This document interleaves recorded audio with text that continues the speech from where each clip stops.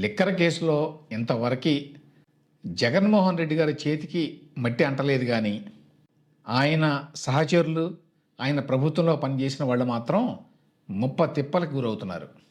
లేటెస్ట్గా 2 డెవలప్మెంట్స్ అయినాయి. ఒకటి, ధనంజయ రెడ్డి, కృష్ణమోహన్ రెడ్డి, బాలాజీ గోవిందప్ప ఈ ముగ్గురు కూడా జగన్మోహన్ రెడ్డి గారికి చాలా సన్నిహితులు. ఈ ముగ్గురు ప్రస్తుతం బెయిల్లో ఉన్నారు లిక్కర్ కేసులో.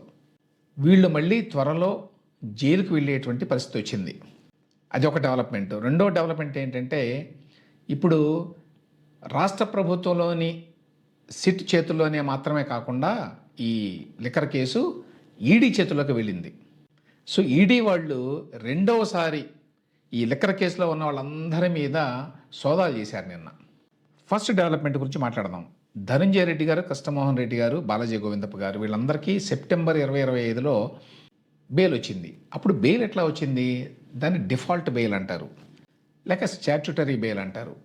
అంటే ఛార్జ్ షీటు 60 రోజుల్లోగా వెయ్యలేదు, దాటిపోయింది, అప్పటి నుంచి జైల్లోనే ఉన్నాం కాబట్టి మాకు బెయిల్కి అర్హత ఉంది అని వాదించవచ్చు. ఆ హక్కు ఉన్నది అని చెప్పి సుప్రీంకోర్టు కూడా చెప్పింది గతంలో. సో ఆ రకంగా వీళ్ళకి డిఫాల్ట్ బెయిల్ వచ్చింది. అంటే మరి ఛార్జ్షీట్ వేయలేదా అంటే యాక్చువల్గా వేశారు. ఛార్జ్షీట్ వేశారు, సప్లిమెంటరీ ఛార్జ్షీట్ కూడా వేశారు అసిట్ వాళ్ళు. మరి ఏమైందంటే, అప్పటి ఏసీబీ కోర్టు న్యాయమూర్తి ఏమన్నారంటే, మీరు వేసినటువంటి ఈ ఛార్జ్షీట్లో కొన్ని లోపాలు ఉన్నాయి, వాటిని సరిచేయండి అని పంపించారు. ఆ తర్వాత సప్లిమెంటరీ ఛార్జ్షీట్ను కూడా అదేవిధంగా పంపించారు. అందువల్ల మీరు ఛార్జ్షీట్ వేసినట్టు కాదు అని చెప్పి ఆ బేసిస్ మీద ఈ ముగ్గురికి డిఫాల్ట్ బెయిల్ ఇచ్చారు. దాని మీద ఏపీసీఐడీ వాళ్ళు హైకోర్టుకు వెళ్ళారు. హైకోర్టు వాళ్ళు ఇది కరెక్ట్ కాదు, ఛార్జ్షీట్ వేసిన తర్వాత కూడా డిఫాల్ట్ బెయిల్ ఇవ్వడానికి వీల్లేదు, రెగ్యులర్ బెయిల్కి అప్లై చేసుకోవచ్చు, ఆ బెయిల్ ఇవ్వడానికి అవకాశం ఉంది, కానీ డిఫాల్ట్ బెయిల్ ఇవ్వడానికి వీల్లేదు అని చెప్పి వాళ్ళు ఈ ముగ్గురికి ఇచ్చినటువంటి డిఫాల్ట్ బెయిల్ని రద్దు చేశారు. వెంటనే ధనంజయ రెడ్డి, కృష్ణమోహన్ రెడ్డి, బాలాజీ గోవిందప్ప సుప్రీంకోర్టుకి వెళ్ళారు. అప్పుడు సుప్రీంకోర్టు ఏమందంటే, మీరు ఒక పని చేయండి, మళ్ళీ కింది కోర్టు అంటే ఏసీబీ కోర్టుకి వెళ్ళి రెగ్యులర్ బెయిల్ కోసం పిటిషన్ వేసుకోండి. ఆ రెగ్యులర్ బెయిల్ పిటిషన్ మీద నిర్ణయం వెలువడే వరకు మీరు మళ్ళీ జైలుకి వెళ్లకుండా మేము రక్షణ కల్పిస్తాం అని చెప్పారు. సో ఆ ప్రకారం సుప్రీంకోర్టు వారు రక్షణలో ఉన్నారు ఇప్పటి వరకు. సో సుప్రీంకోర్టు సలహా మేరకి ఈ ముగ్గురు ఏసీబీ కోర్టులో రెగ్యులర్ బెయిల్ కోసం అప్లై చేశారు. ఇప్పుడు ఏసీబీ కోర్టు వారు తీర్పు ఇచ్చారు. ఏమని? మీ రెగ్యులర్ బెయిల్ పిటిషన్లని తిరస్కరిస్తున్నాము అని. సో వెంటనే వీళ్ళని అరెస్ట్ చేస్తారా అంటే లేదు, వీళ్ళు మళ్ళీ హైకోర్టుకు వెళ్ళడానికి 2 వారాల సమయం ఇచ్చారు. కాబట్టి హైకోర్టులో తేలాలి, హైకోర్టులో తేలిన తర్వాత మళ్ళీ సుప్రీంకోర్టు కూడా వెళ్ళొచ్చు. ఆ రకంగా ధనంజయ రెడ్డి గారు, కృష్ణమోహన్ రెడ్డి గారు, బాలాజీ గోవిందప్ప గారు వెంటనే మళ్ళీ జైలుకి వెళ్ళే పరిస్థితి లేకపోవచ్చు.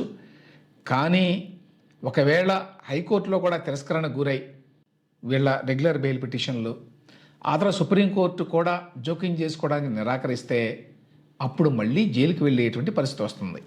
అదొక డెవలప్మెంట్. రెండవ డెవలప్మెంట్ ఏంటంటే, లిక్కర్ కేసులో ఉన్నటువంటి చాలామంది నిందితుల ఇళ్ల మీద, ఆఫీసుల మీద హైదరాబాదులో, తిరుపతిలో 12 చోట్లట మొత్తం శుక్రవారం నాడు ఎన్ఫోర్స్మెంట్ డైరెక్టరేట్ రైడ్ చేసింది.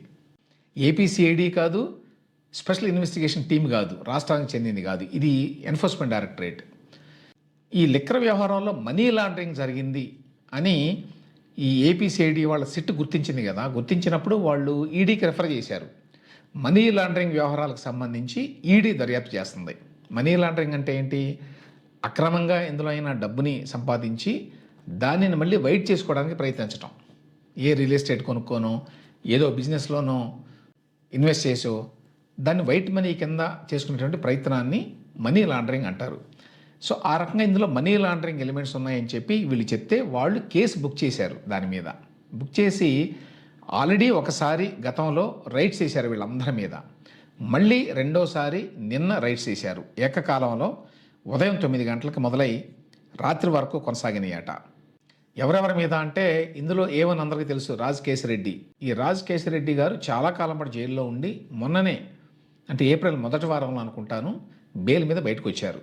సో ఆయన ప్రెమిసెస్ మీద చెవిరెడ్డి భాస్కర్ రెడ్డి, మాజీ ఎమ్మెల్యే, జగన్మోహన్ రెడ్డి గారికి చాలా సన్నిహితుడు.